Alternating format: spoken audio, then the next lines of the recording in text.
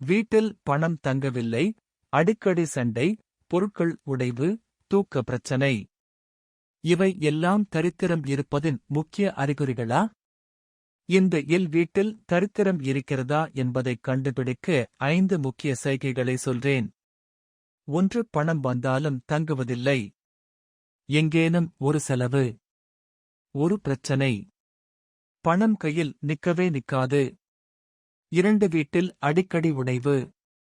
Electronics, குழாய், கதவு. ஒன்றுக்கு ஒன்று பழுதாகி செலவு செய்ய வைக்கிறது. 3. குடும்பத்தில சின்ன சின்ன சண்டைகள்.